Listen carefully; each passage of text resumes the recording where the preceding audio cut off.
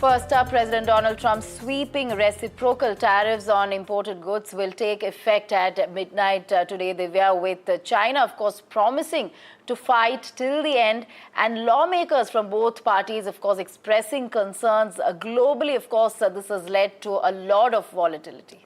Absolutely, so much uncertainty, Radhika, and of course Donald Trump has followed through on his threat of additional 50% tariffs, making it an unprecedented 104%. Do remember he had mentioned these tariffs as discounted reciprocal tariffs, but we're talking about 104%, which is absolutely unprecedented. And of course, this is after President Trump had given 24 hours to China to roll back or withdraw the retaliatory 34% tariffs that it had imposed on US goods, following which, of course, now they're being punished with 104% tariffs, while Asian markets have tumbled as a result.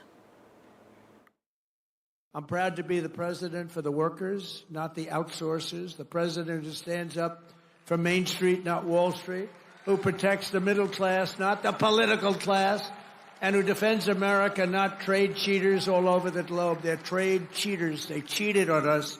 They cheated with tariffs on us. They stole our money. They stole our jobs. Our average tariff on agricultural goods is 5%, but India's average tariff is 39%. You understand the trend here. Our trade deficit, driven by these non-reciprocal conditions, is a manifestation of the loss of the nation's ability to make, to grow, to build. All right, we're joined by Vishal on this. Vishal, of course, the Trump tariffs to take effect. It is obviously said to have far-reaching global impact. Now, of course, 104% tariffs being imposed on China as well. China has promised action in a way, vindictive China there. But take us through the latest as far as the tariffs are concerned, and what is the kind of global impact that we will be seeing in the days to come, and what are the kind of negotiations that are taking place now?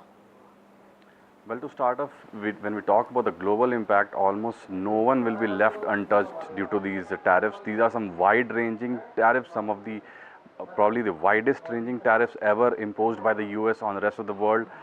In a few hours, almost all the countries will have to pay tariffs, and India will also have to have 26% tariffs as far as imports into the US is concerned.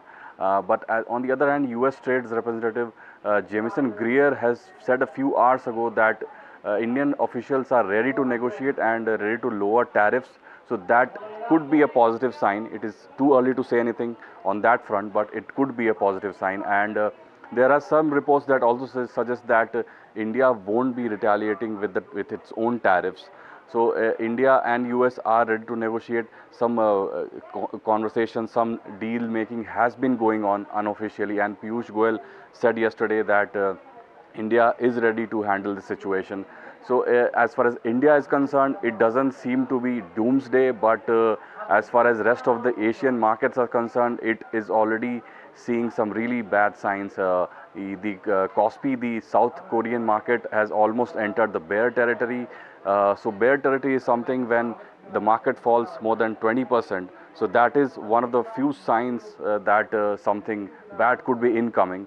It could affect almost everyone on the face of the earth. So all of that will have to be seen. But for now, the most affected would be China, because 104% tariffs would be levied on, on the imports. So that will have to be seen. Right. Vishal, of course, you know, we did hear Donald Trump saying that these tariffs are a war with the world before he backpedaled and said that it's not a war at all. But what does this really mean when we talk about 104% tariffs when it comes to China, considering that a lot of goods come out of China, especially, you know, going towards the United States and other parts of the world? What will this really mean going forward?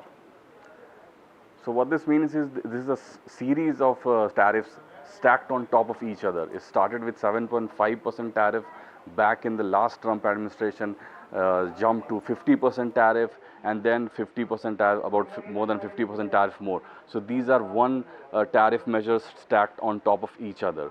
So how this will affect rest of the world will have to be seen. As you mentioned, China is a key player in the global trade market, and US and China are one of the biggest trade partners in the whole world. So how this affects their partnership will also have to be seen. Last time there was a trade war, it was managed somehow, but this time it is on a different scale. How it affects the global supply chain, that will have to be seen. India will probably try to use this opportunity, because a lot of reports are suggesting that these high tariffs have created some gaps in economies and some businesses that can be exploited by some of the countries such as India. So that will have to be seen. Right, Vishal. Thank you for getting us those details. In fact, Raymond Vickery, former U.S. Assistant Secretary of Commerce, has given his perspective on this entire global trade war. Let's listen in. I think that we're in for a very rough ride. There is no sign that President Trump or his administration is backing off from what I consider to be an absurd and really disastrous approach to world trade. You know, after World War II, India, the United States, others entered into a general agreement on tariffs and trade, which was based upon a system in which there was consensus, extension of most favored nation, consideration of the different circumstances of developing nations versus developed nations, and tried to put in place a rules-based system.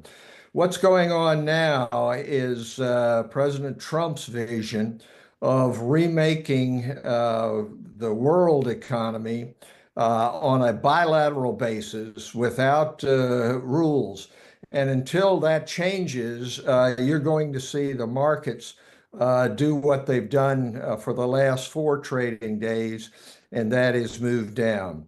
The results are serious, not only internationally, not only in regard to U.S.-India relations, but they're serious here in the United States. President Trump was elected in large part upon an inflation fear. This, of course, fuels inflation. And the very idea that somehow you can create a fortress America economically and be divorced from the rest of the world, particularly friends and allies like India, like Australia and others, is a non-starter. But his view is a mercantilist view that trade surpluses are good, trade deficits are bad. If you have a trade deficit, then something is being done to take advantage of the United States. One hopes that India will step into the breach here and provide leadership as it has in the past with the G20 and others to be able to ameliorate this situation.